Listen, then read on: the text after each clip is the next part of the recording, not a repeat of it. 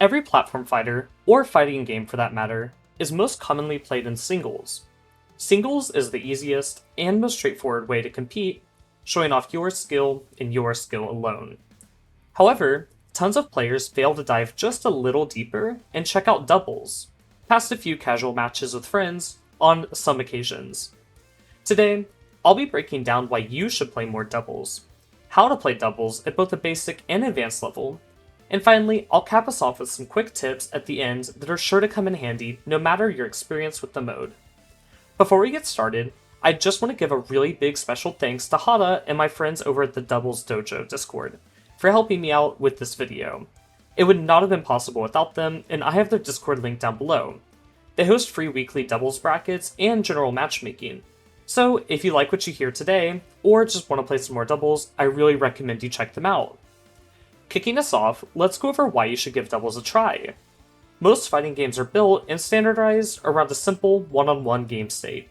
Sure, that game state is a lot of fun, but characters like Rano, Zetterburn, and Maple have huge combo trees, while other fighters like Fleet, Loxodon, and Arcane have tons of defensive options and ways to pin down and limit opponent spaces.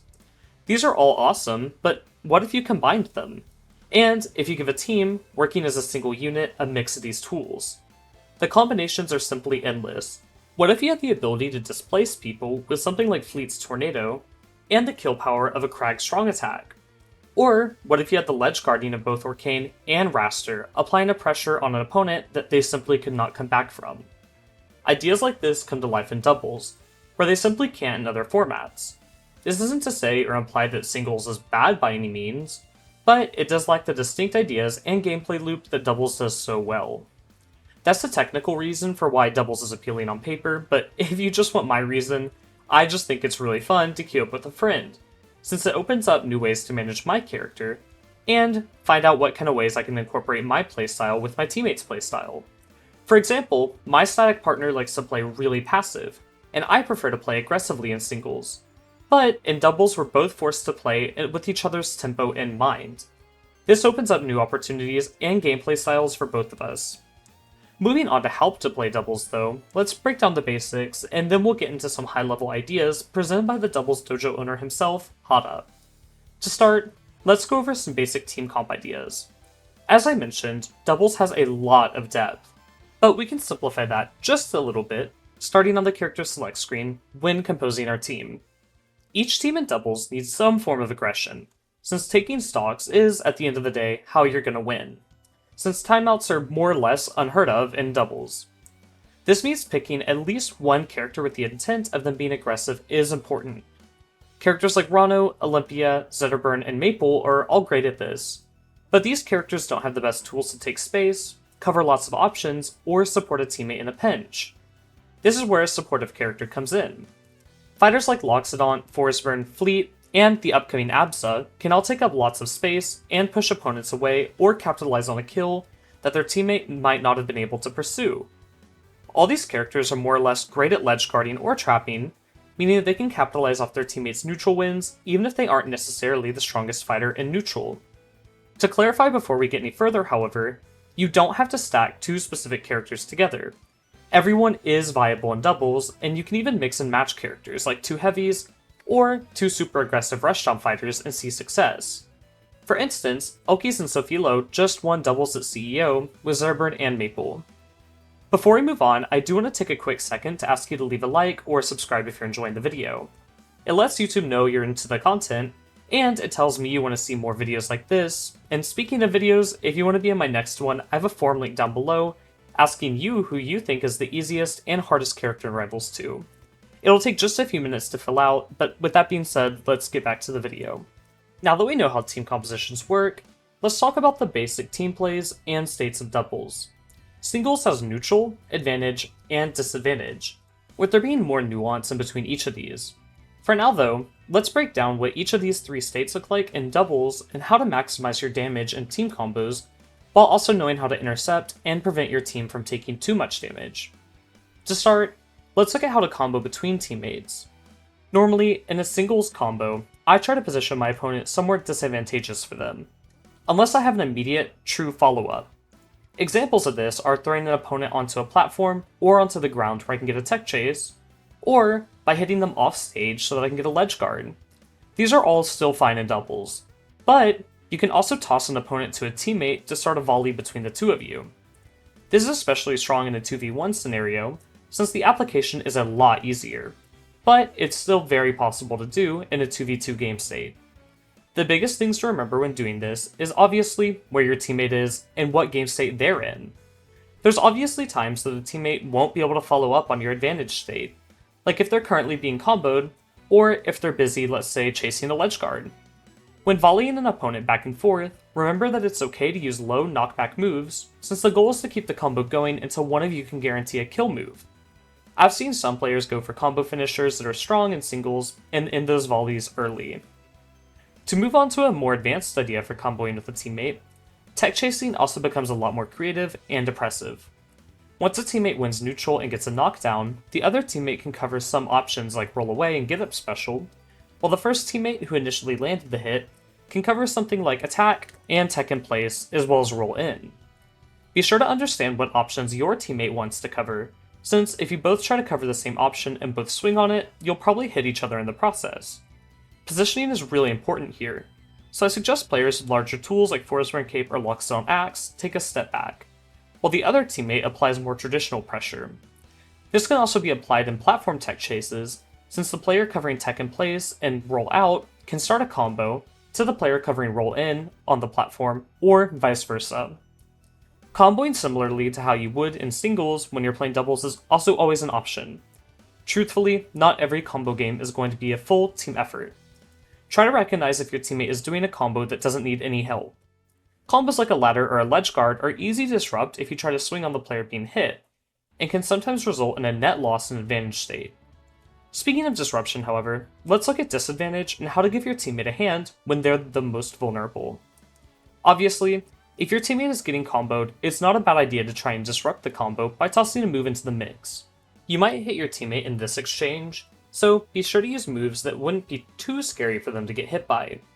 Moves like Fleet Side B, Forestburn Cape, or Arcane Droplet work great in these scenarios, since they probably shouldn't ever kill, but they can disrupt an advantage state. If your character doesn't have a move like this, try to think about what move they might have that would work the same way. If you're the player getting comboed and you see your teammate is on the way to assist you, be sure to DI to escape both your teammate and the combo. Don't try to be cute and get a reversal, since you have a high chance of just hitting your teammate and possibly doing more harm than good. In general, when in disadvantage, the goal is always to reset neutral, but doing that in doubles can be a little tricky since you have to account for two opponents. Sometimes, before going to help my teammate, I'll knock one opponent away, or to a spot that I know it will be difficult for them to land a punish on me for helping my teammate. Sometimes, it's better to pursue an advantage state that you know you can secure a kill from on one opponent, and knowing that your teammate will be okay if they're also in disadvantage. So there's definitely some nuance to this as well. Try and weigh your options, and be familiar with your teammates' resources. Let's say they're playing Crag and don't have access to Pillar or a double jump. You'd probably want to help them out ASAP. But if they're playing someone like Arcane and have a puddle in a safe space and aren't in range of a kill confirm, you can probably take a little bit more time to guarantee a fully efficient assist. Finally, for our last tip for disadvantage, if a teammate is landing from being juggled or recovering high, it's really important for the grounded teammate to make space for them. Normally in these scenarios, you'd land with a move, but in doubles, landing a move on one opponent isn't always necessarily safe, since the other one can always counter-hit you. This is why it's important as the grounded opponent to knock away enemies or do something that forces them to change their target, or might stall them for a little bit, like a Crag Pillar, or King Bubble, or Fleet Tornado. If you're the teammate landing here, remember to try not to get a reversal like I mentioned earlier, since if you do, you'll probably end up hitting your buddy instead, which isn't optimal. Finally, let's take a peek at how to play neutral. Normally, I like to start these more advanced guides talking about neutral, but I think it's one of the more nuanced parts of doubles, since so much can happen quickly with 4 fighters on the screen at once, so I saved it for last this time. To start basic, most team comps have a primary aggressive player, and a supportive player like I mentioned earlier. Aggressive players should attempt to land a first hit. Their goal is to start a combo or put the enemy in a disadvantageous spot, while the supporter covers options that the aggressor can't. both preemptively by covering spaces with a hitbox that might have been vulnerable otherwise, like by using a big move or jumping above a teammate to prevent an opponent from routing an attack above them, or by punishing the opposing aggressor if they land the first hit on your teammate. Be sure to be in position to rotate with your teammate, or to your teammate to assist them if that does happen. I know we've moved on from disadvantage, but a good way to prevent your teammate from ever being in disadvantage at all is simply nipping the combo before it even gets started as the supportive fighter. Neutral and doubles has much different pacing from singles as well, and stage size can really play into things. Be sure to know if your teammate wants to play aggressive so you can preemptively cover options and match their pacing, or if they want to play more passively, so you can take a similar approach instead of rushing in and getting hit all by yourself with no one to cover you. It's important to find this balance, and each character and player has their own styles. For example, if both of you are playing more supportive characters, you might want to take a more bait and punish approach right out of the gate, instead of trying to rush down and smother the enemy team. Now that we have the 3 states of gameplay down, I want to introduce Hada from the Doubles Dojo Discord that I mentioned earlier. He's going to explain some more specific interactions and break down the interactions between the point or more aggressive character and the defensive support characters and how to get the most out of neutral wins. Hello everyone, my name is Hada and I am the founder of the Rivals of Aether 2 Doubles Dojo Discord. Today I will be teaching you how to improve your positioning in doubles.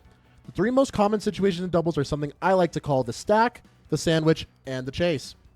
In the stack, both teams are looking at each other with a point character, that being the one in the front, and an anchor character, that being the one in the back. This is the most neutral state where both teams are fighting over stage control and trying to start their punish game. In this situation, both point characters are fighting to win neutral over one another, very similar to singles. The second a neutral situation is won and the punish situation begins, it then becomes the duty of the losing team's anchor character to break or reversal that situation. This is the push and pull of the doubles neutral game.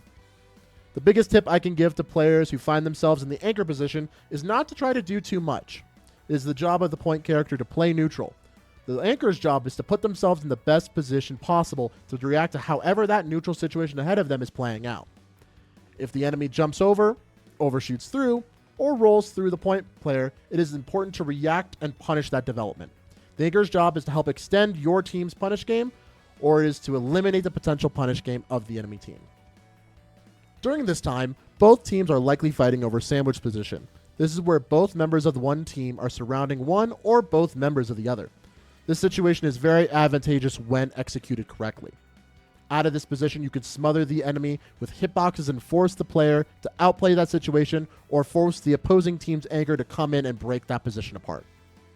The position commonly leads to the classic ping-pong team combo when executed to perfection. To better pass an enemy to your teammate in the air, it is best practice to either do your aerial in place or fading back away from your teammate. This allows you to better react to the DI of your opponent or better position yourself when the percentage of the opponent is getting too high. Good positioning and patience can lead to absolutely explosive results. The chase refers to a tech chase scenario. The most important thing in this situation is to execute on your position's role. In this example, the Rano has up-tilted the enemy onto the side platform. Because the Rano is closest to the outside lip, the Rano needs to cover that position and allow the teammate to cover the options that they are not covering. When done correctly, this should guarantee a punish or kill on knockdown. This may seem daunting, but as long as you and your teammate are covering the 1 to 2 options closest to your position, it should be easy to execute. The most important thing is to trust your teammate to do their part. If you try to do too much and try to cover everything, you might risk hitting each other and losing the situation altogether. With proper positioning, team chemistry, and a ton of practice, you and your friend can win big and hit some really cool combos along the way. If you want to practice doubles or have questions on how to improve your game, head over to the Rivals of Aether 2 Doubles Dojo. There's always excellent players looking to practice. If you are looking to test your skills, consider entering Dojo Wars. It is a free-to-enter doubles online weekly hosted every Friday night through the Discord. Thank you so much to Last Stock for supporting teams, and I hope to see you in the dojo. Thanks tons, Hada. All the information for the Doubles Dojo will be linked down below, so if you're looking to enter their brackets or just play casually, I really recommend it. Finally, before we go, let's check out some quick tips to fully round out your doubles experience. When landing a grab on an opponent, it's okay to go for a pummel if your teammate is there to catch the grab break. You can have them cover a jump from it, while you cover a grounded grab break, or vice versa. Speaking of grabs, using a strong on an opponent in a grab normally isn't as effective as it would be if you just used it after they were released. Knockback on enemies in the grab state is weird and not like Smash Bros, so timing it with a throw is always the best option in most cases. When volleying an opponent back and forth, like I mentioned earlier, be sure not to get too close to your teammate. Rivals 2 has a lot of hit stun, so fading back with an aerial or taking a bit more space than you normally would will make sure you're not hitting your teammate while juggling an opponent. Be mindful of your teammate's positioning to minimize these kind of mistakes. Speaking of volleys, I know I touched on how to do them earlier, but if you're having trouble with them, try using lingering nairs or other aerials to pass opponents back and forth. Rano and Orcane neutral air are both really easy to do this with. However, the higher knockback of the move, the less time your teammate will have to react, so you want to keep it simple when learning these combos with your teammate. Most doubles games will normally end in a 1v2 scenario. If you're the one, it's important to find moves that can be used to rack up damage reliably, while not taking a lot of risk. Fast normals and moves with lots of range are great for this, but it depends on your opponent's characters and positioning.